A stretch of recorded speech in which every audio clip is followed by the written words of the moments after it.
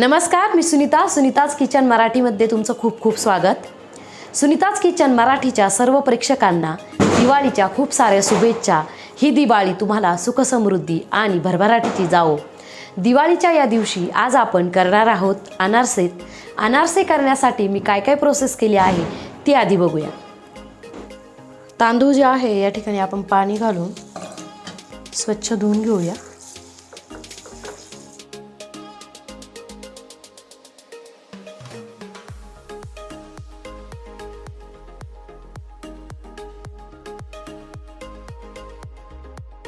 तर एक 5 ते 6 पाण्याने आपण स्वच्छ तांदूळ धुवून घेतलेले आहे.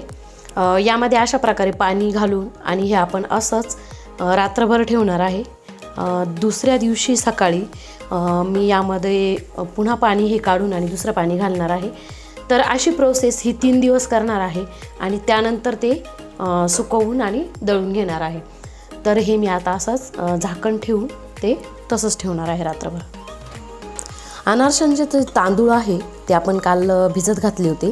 आज आहे दुसरा दिवस, तर ते अशा पद्धतीने भिजलेले आहे. तर आज आपण त्याचं स्वच्छ धुवून आणि पुन्हा त्याच्यामध्ये पाणी घालून भिजायला ठेवणार आहे. तर अशा पद्धतीने ते भिजले आहे.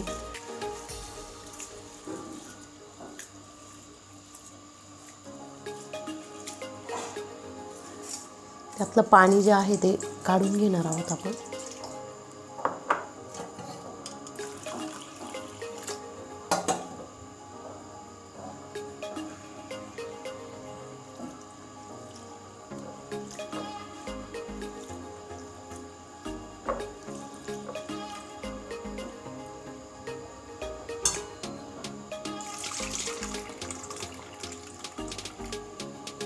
एक 2 पाण्यांनी आपण ते धुवून घेतलेले आहे आणि तिसऱ्यांदा आपण त्यामध्ये पाणी घालून अशा पद्धतीने ते पुन्हा झाकून ठेवणार आहे. उद्या सकाळी पुन्हा मी यातलं पाणी काढून आणि चांगलं पाणी त्यामध्ये घालून ठेवणार आहे. अनारशाचे तांदूळ जे आहे ते भिजत घालून आपल्याला 3 दिवस झालेले आहे आणि आता आपण ते पुन्हा एका पाण्याने धुवून घेणार आहोत आणि त्यामधलं पाणी काढून यामध्ये ते निथरायला ठेवणार आहे. या तांदळामधलं पाणी आपण रोज बदलत असल्यामुळे त्याचा वास अंबूस येत नाही.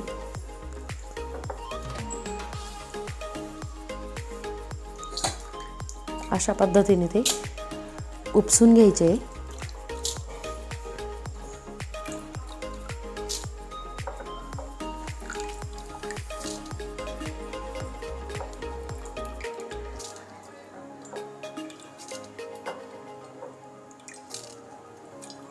एक 10 ते 15 मिनटं हे तांदूळ आपण निथरू देणार आहोत आणि त्यानंतर एका सुती कपड्यावर पसरवून ठेवणार आहोत. आता हे किती वेळ सुकवायचे, तर ते पूर्ण कडकडीत असे सुकले पण नाही गेले पाहिजे आणि खूप असे ओले पण नाही पाहिजे. अशा पद्धतीने ते सुकवून घ्यायचे आणि नंतर आपण ते दळून घेणार आहोत. आता हे तांदूळ जे आहे निथरून झालेले आहे आणि आता ते अशा सुती कापडावर आपण पसरवून घेणार आहोत.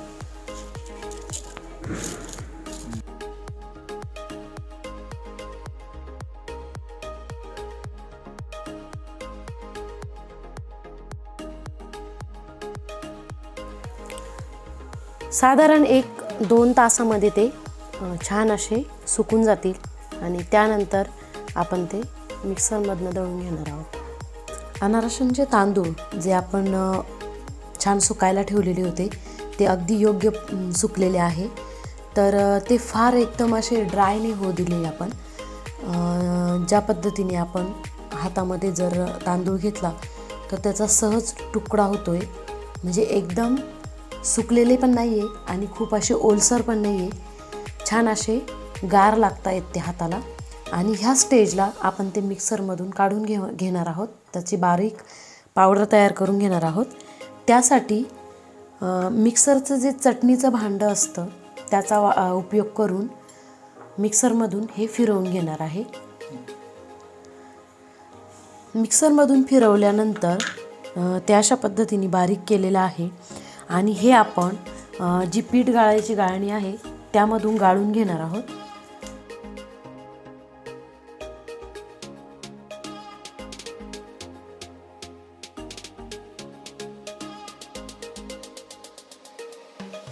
आता हे जे वरती राहिलेलं आहे ते पुन्हा आपण मिक्सरच्या भांड्यात घालून दळून घेणार आहे आणि अशाच पद्धतीने सर्व तांदूळ बारीक मिक्सरवर दळून आणि ह्या गाळणीच्या साहाय्याने गाळून घेणार आहे। या ठिकाणी आपले तांदूळ जे आहे छान दळून झालेले आहे आणि मी ते पिठाच्या गाळणीने गाळून पण घेतलेले आहे। तर हे वाटीभर पीठ आहे आणि त्यासाठी मी अर्धी वाटी गूळ आहे तो कापून घेतलेला आहे, तो आता त्यामध्ये मिक्स करायचा आहे। गूळ वापरताना चिक्कीचा गूळ वापरायचा नाही कारण त्यामुळे अनारसे एकदम कडक बनतात आणि खूप असा लूज गूळ म्हणजे ज्यामध्ये खूप मॉइश्चर असेल असा पण गूळ वापरायचा नाही, त्यामुळे त्याला पाणी सुटतं आणि मग अनारसे नीट जमत नाही। तर आपण जो रेग्युलर गूळ आहे आणि ज्याचा कलर पण छान आहे असा गूळ त्यासाठी वापरणार आहोत। तर आता हे जे तांदळाचं पीठ आहे ते मी या ताटामध्ये घालून घेते आणि यामध्ये हा गूळ जो आहे तो मिक्स करून घेते।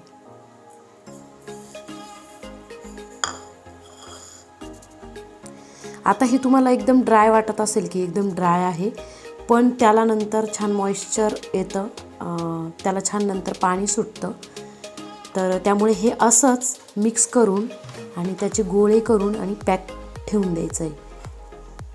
आणि जर का जास्तीचं पाणी सुटलं नाही आणि ते ड्राय असलं पीठ तर काय करायचं आहे, ज्या डब्यामध्ये हे पीठ असतं ना त्या डब्यामध्ये एक केळी ठेवून द्यायची आहे डब्यामध्ये आणि ती दुसऱ्या दिवशी सकाळी काढून घ्यायची, म्हणजे रात्री ठेवली तर सकाळी काढून घ्यायची ती केळी आणि त्या केळीमुळे त्या पिठाला बरोबर मॉइश्चर सुटतं।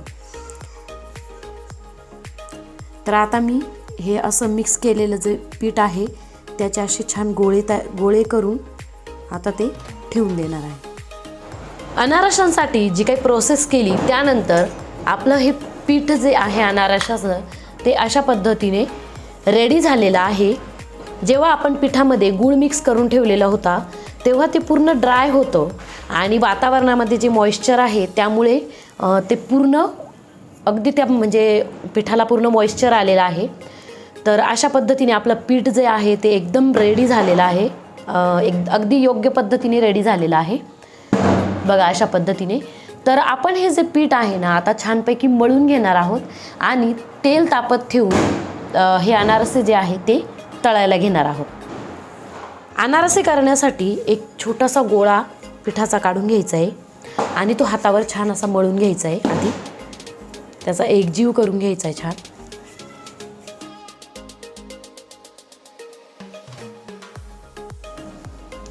अशा पद्धतीने तयार झाल्यानंतर थोडासा प्रेस करून आणि तो खसखसवर ठेवायचा आहे आणि फक्त बोटांच्या सहाय्याने ते अनारसा जे आहे ते थापून घ्यायचं आहे।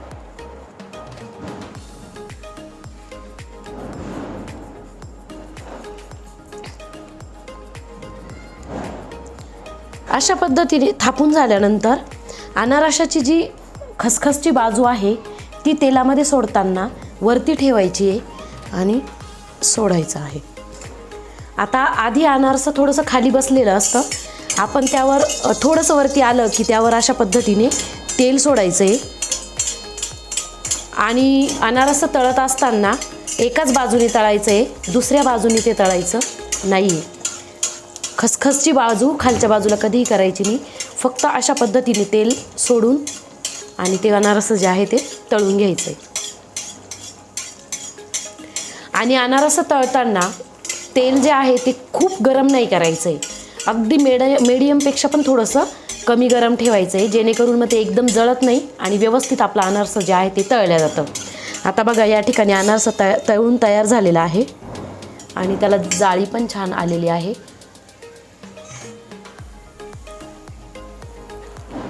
आणि तळून झाल्यानंतर अशा पद्धतीने असं ठेवून देणार आहे जेणेकरून त्यामधलं जे तेल आहे ते पूर्ण निघून जाईल। आता अशाच पद्धतीने मी बाकीचे पण अनारसे तळून घेणार आहे।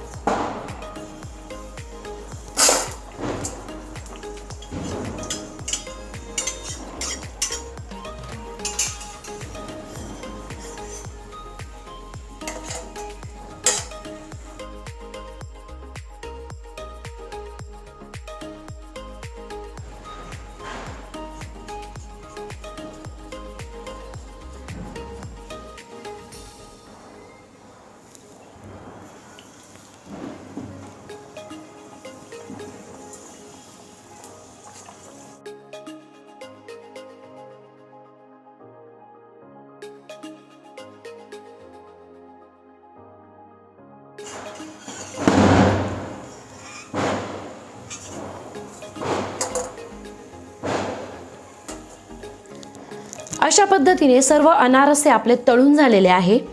तळत असताना जर एक काळजी घेतली म्हणजे गरम गरम तळल्यानंतर अशा प्रकारच्या जाळीमध्ये जर ते घालून घेतले तर सर्व त्यामधलं तेल जे आहे ते अशा प्रकारे निघून जातं आणि आपले अनारसे जे आहे ते पूर्णपणे असे तेलकट वाटत नाही।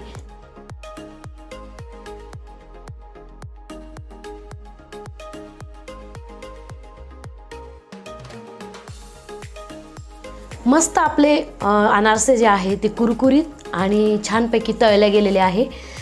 यामध्ये मोडल्यानंतर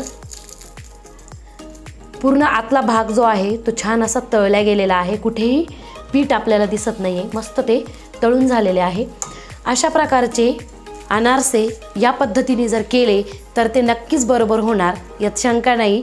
अशा प्रकारचे अनारसे नक्की करून बघा। ही रेसिपी आवडल्यास लाईक करायला विसरू नका।